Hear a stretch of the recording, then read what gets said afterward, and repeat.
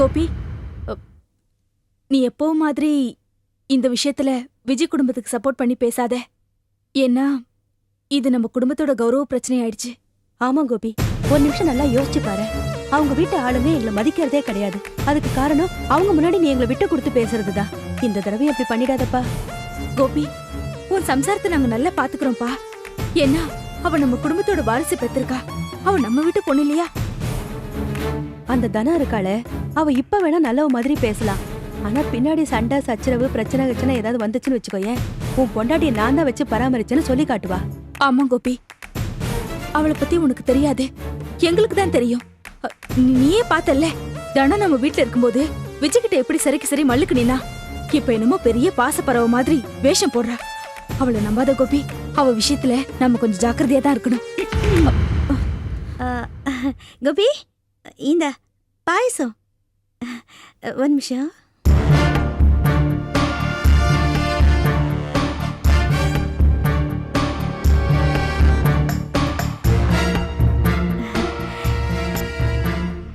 கோபி, ஆளுக்கு ஏதாவது பேசுறத கேட்டு நீங்க ஒத்துக்க வேண்டாம். நீங்க நான் சொல்றதை கேளுங்க. மத்தவங்க பத்திலாம் நீங்க கவலைப்பட வேண்டாம். விஜயோட உடம்பு நல்லா ஆகணும். புள்ள பெத்தவ நல்லா இருந்து 4 வேளை சாப்பிட்டு ரெஸ்ட் எடுத்துக்கிட்டு உடம்பு தேத்துறது ரொம்ப முக்கியம். நான் அவளை அக்கறையா பாத்துக்குவேன் கோபி. நான் சொல்றேன்னு கோச்சுக்காதீங்க. உங்க வீட்டுல ராஜியும் ஈஸ்வரியும் ஒருத்தர் போட்டி போட்டுக்குவாங்களே தவிர நான் வந்து செய்றேன்னு முன்ன நின்று ஒரு வேலையை செய்ய மாட்டாங்க. அப்படியே அவங்க தெரியாம வந்து செஞ்சாங்கன்னு வச்சுக்கோங்க, உங்க லட்சுமண மாமாவும் குமாரனனும் அவங்கள ஒரு வேலை செய்ய விட மாட்டாங்க. இப்படி ஒரு சூழ்நிலையில விஜய் அங்க வந்து சிரமம் பண்ணுமா? அவளுக்கு நேரத்துக்கு ஒரு வெந்நீர் வச்சு கொடுக்க கூட உங்க வீட்டுல ஒரு பொறுப்பான ஆள் இருக்காங்களா? இப்படி பேசாம இருந்தா பிரயோஜனம் இல்லை கோபி. கொஞ்சம் யோசிச்சு பாருங்க. எது விஜய்க்கும் குழந்தைக்கும் நல்லதுன்னு நீங்க கொஞ்சம் சிந்திக்கணும். ஆமா கோபி, ஒரு நிமிஷம். கோபி,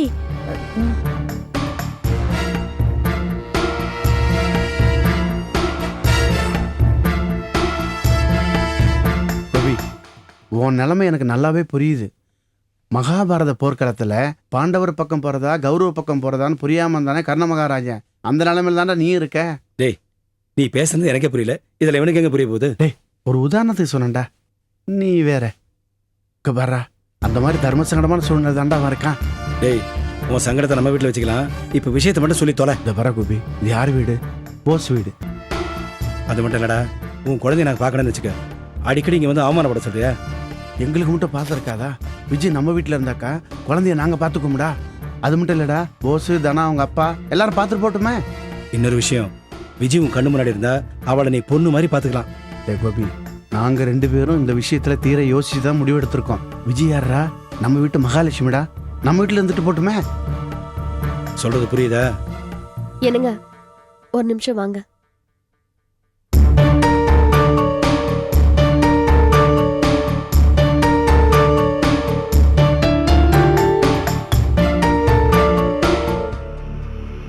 நீங்களே எது கரெக்ட்னு யோசிச்சு பாருங்க. உங்க வீட்டு ஆளுங்கெல்லாம் தலகணை புடிச்சு போய் அலையறாங்க. யாரையாவது வீணா வம்பு கேட்கணும்னு அலைஞ்சிட்டு இருக்காங்க. ஏங்க, முறைன்னு ஒண்ணு இருக்கு. இப்படி பிரசவமான 1 வாரத்திலேயே யாராவது அனுப்புவாங்களா? குறைஞ்சது 3 மாசம் கழிச்சுதான் அனுப்புவாங்க. இது ஈகோ பிரச்சனைங்க.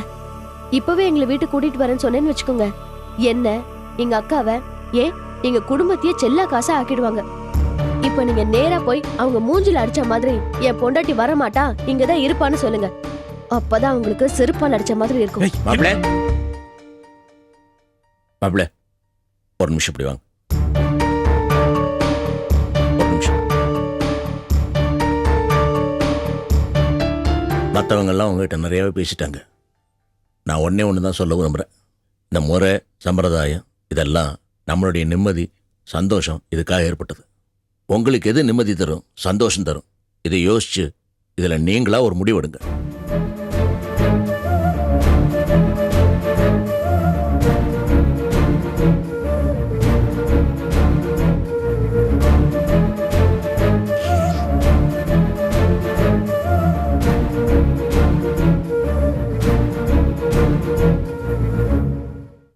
விஜய், கிளம்பு. என்னங்க இது உங்களுக்கு கரெக்டா இருக்கா? நான் என்ன சொன்ன, நீங்க என்ன சொல்றீங்க? இங்க பார், நம்ம வீட்டுக்கு வரணும்னா இப்ப கிளம்பு.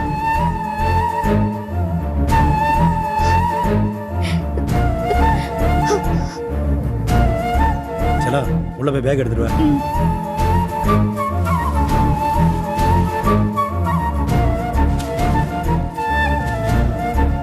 எல்லாம் எடுத்துக்கிட்டீங்களே? குடு விஜி குழந்தைய. விடுங்க.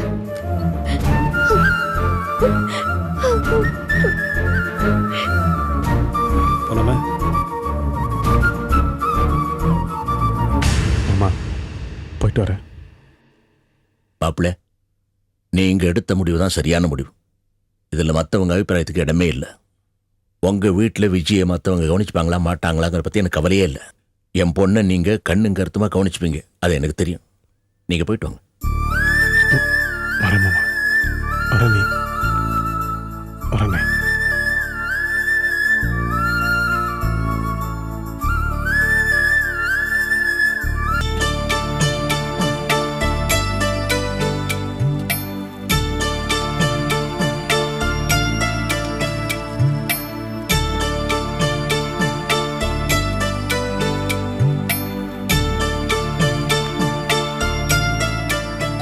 நிர்மலா, ம்?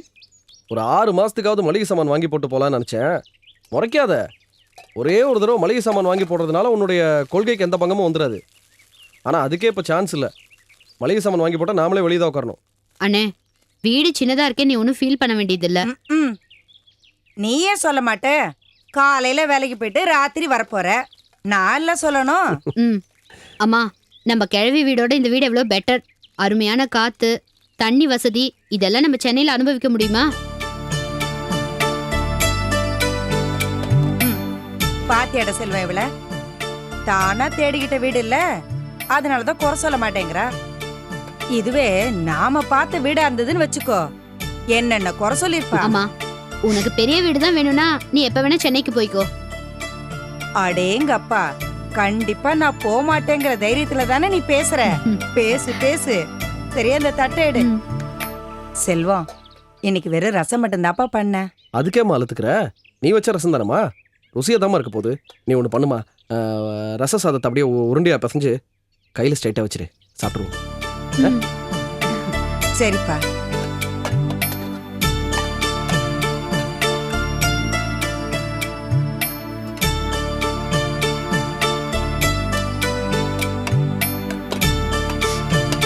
ஆஹா, நல்ல வாசனமா.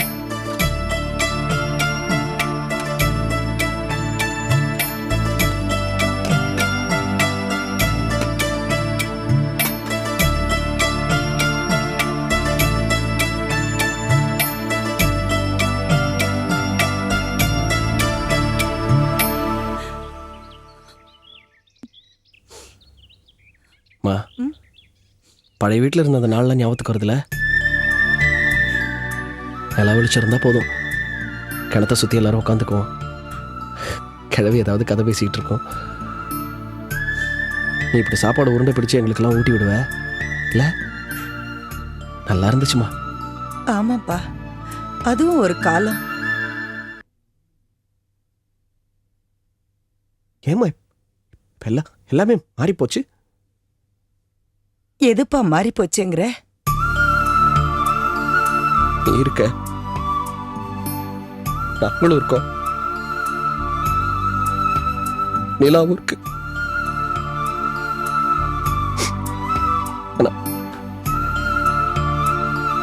நீ அது மாதிரி எங்களுக்கு சாப்பாடு உருண்டை பிடிச்சி ஊட்டி விடுறது, நாங்க சந்தோஷமா வாங்கி சாப்பிடுறது,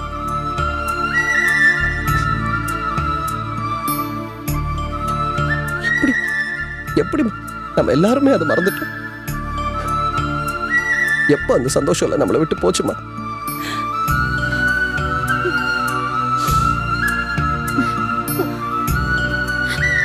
அதையெல்லாம் மறந்துட்டு இன்னைக்கு சந்தோஷத்தை தேடி அனாவசியமா எங்கெங்கயோ அலைஞ்சிட்டு இருக்கோம். பிசினஸ்ல, பணத்துல, கல்யாணத்துல.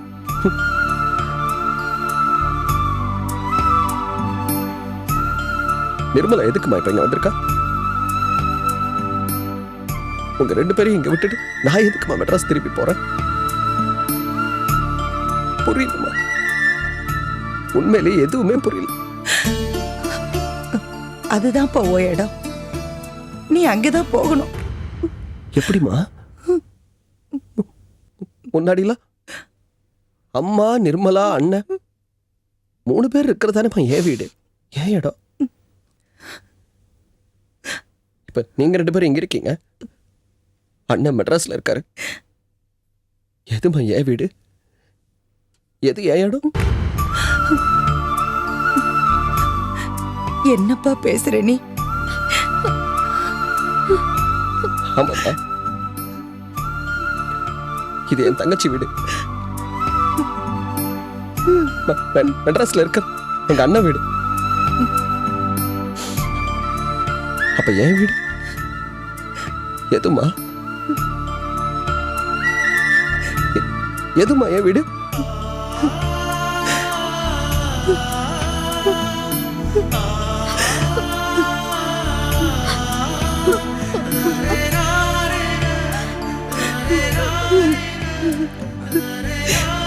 ரெண்டுமே ஓ வீடுதாப்பா. அழதப்பா செல்வம். அண்ணே, இங்க நான் வந்திருக்கிறது என்ன நான் நிரூபிக்கிறதுக்காக தான் அண்ணே. மத்தபடி இது ஏன் வீடுன்னு ஏன் தான் நினைக்கிற? ஆமாப்பா, நாம 3 பேரு இருக்கிற இடம் ஓ வீடுன்னு தானப்பா சொன்ன. அதுபடி பார்த்தா இந்த வீடு, மாணிக்க இருக்கிற வீடு எல்லாமே ஓ வீடுதாப்பா. எழுந்திருப்பா, அழாதையா. என்ன சாப்பிடுப்பா. பழசெல்லாம் மறந்துட்டுமான்னு கேட்டியே. இந்த மாதிரி எல்லாம் ஞாபகப்படுத்ததானே இப்படி எல்லாம் நடக்குது. நீ சென்னையில இருந்திருந்தா இந்த நீ இப்படி எல்லாம் அம்மா கிட்ட பேசுறதும், அம்மா உனக்கு இப்படி சாப்பாடு ஊட்டுறதெல்லாம் நடந்திருக்குமா அண்ணே? ஒண்ணு மட்டும் நல்லா புரியுதுமா, அனாவசியமான காரணங்களுக்காக அருமையான பல விஷயங்களை இழந்துட்டோமா.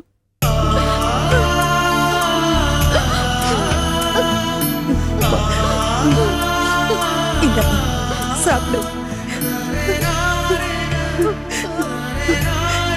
இந்த ஐயோ முருகா, நான் என்ன பண்ணுவேன்? என் புள்ள இப்படி ஆயிட்டாங்க. நான் என்ன சீக்கிரம் எப்படியா இருக்கு? ஐயா எப்படியாவது சார், ஒன்றும் இல்லை சார், ஒன்றும் இல்லை, இருங்க சார், அமைதியாக இருங்க சார், கொஞ்சம் அமைதியாக இருங்க, இருங்க, ஒன்றும் இல்லை, ஒன்றும் பிரச்சனை இல்லை, கொஞ்சம் அமைதியாக இருங்க. ரவி, அப்பா, ஐயோ நான் என்ன பண்ணுவேன்? பார்த்துட்டு வாங்க, டோர் ஓப்பன் பண்ணுங்க.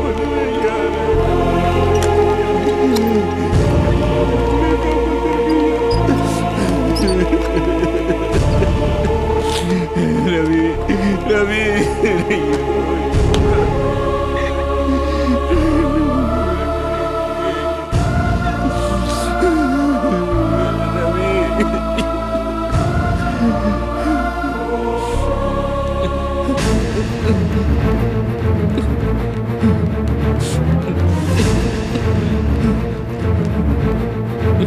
அம்மா, அம்மா, எஸ், என் மருமக லீலாவுக்கு ஃபோன் பண்ணுமா? நம்பர் சொல்லுங்க. நம்பர் தெரியாதுமா. இன்னைக்கு தான் புதுசாக வேலைக்கு போகிறா. சிடி ட்ரேடர்ஸ்னு ஒரு கம்பெனி, லீலான்னு பேர். கொஞ்சம் டைரக்டரி பார்த்து கொஞ்சம் வெயிட் பண்ணுங்க.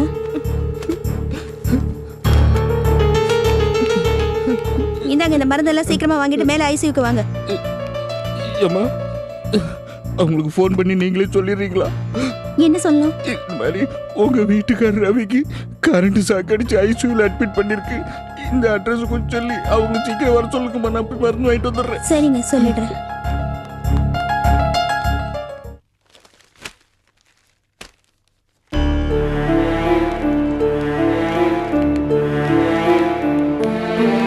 அப்புறம் லீலா, நான் கொடுத்த ஃபைல்லாம் பாத்தீங்களா? ஏதாவது புரிஞ்சுதா? பாதி புரியுது, பாதி புரிய மாட்டேங்குது. நான் படிச்ச அக்கவுண்ட்ஸ் வேஸ்டோன்னு தோணுது. ஐயோ, இப்பவே இப்படி நினைச்சீங்கன்னா அப்புறம் அப்செட் ஆயிடுவீங்க. நான் கூட இங்க ஜாயின் பண்ண புதுசுல கண்ணை கட்டி காட்டுல விட்ட மாதிரி இருந்துச்சு. ஜஸ்ட் ஒரே வாரம் ஈஸியா மேனேஜ் பண்ணிட்டேன். நீங்க வேணா பாருங்க, இன்னும் ஒரே வாரத்துல நீங்களும் செட் ஆயிடுவீங்க. அப்படியா? ஆமா லீலா, இதெல்லாம் பார்க்கிறதுக்கு தான் பயமுத்துற மாதிரி இருக்கும், மத்தபடி ரொம்ப ஈஸி. தேங்க்யூ வினு. நீங்க இந்த மாதிரி எல்லாம் என்கிட்ட பேசும்போது எனக்கு எவ்வளவு தெம்பா இருக்கு தெரியுமா? சரி, பயப்படாம வேலை பாருங்க. தேங்க்யூ.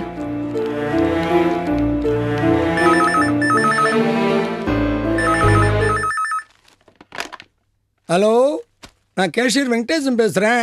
சார், அங்கே லீலான்னு ஒருத்தவங்க ஒர்க் பண்ணுறாங்களா, அவங்களுக்கு கொஞ்சம் கூப்பிடு. ஒரு நிமிஷம். ஏம்மா லீலா, ஃபோன் உனக்கு தாம்மா.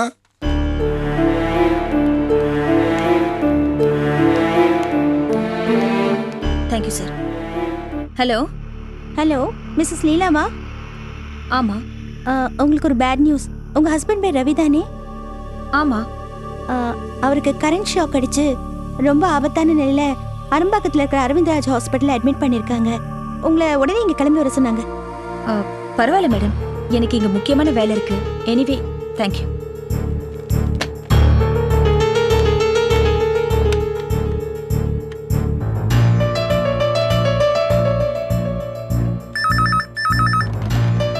ஹலோ, நான் கேஷியர் வெங்கடேசன் பேசுகிறேன். சார், இப்போ லீலான்னு ஒருத்தவங்க பேசிட்டு போறாங்க இல்லையா? ஆமாங்க சார், அவங்க ஹஸ்பண்டுக்கு எலக்ட்ரிக் ஷாக் அடிச்சு ரொம்ப சீரியஸான நிலைமையில ஹாஸ்பிட்டல் அட்மிட் பண்ணிருக்காங்க. ஐயோ, அப்படியா? ஆமா சார், நான் உங்ககிட்ட சொன்னேன். ஆனா அவங்க யாரோ விளையாட்டுக்கு ஃபோன் பண்றாங்கன்னு நினைச்சு அப்படியே பேசாம போயிட்டாங்க. இது விளையாட்டு இல்ல சார், ரொம்ப சீரியஸான மேட்டர். அவங்க கிட்ட கொஞ்சம் எடுத்து சொல்லி அவங்கள உடனே ஹாஸ்பிட்டலுக்கு அனுப்பி வைங்க. சொல்றேனே. ஏமா லீலா, இங்க வாமா.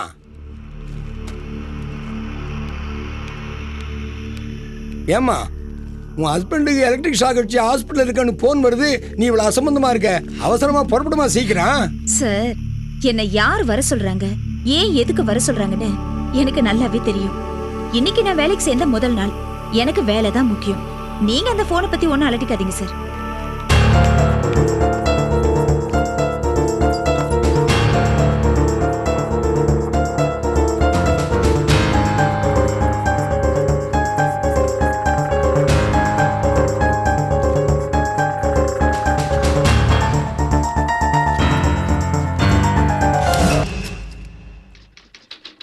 ஏன்பா, இந்த பொண்ணை பார்த்தா ஒரு மார்க்கமான கேஸா இருக்கும் போல இருக்க. ஆமா ஆமா, எனக்கு கூட ஒரு மாதிரி டைப்பா தான் தெரியுது.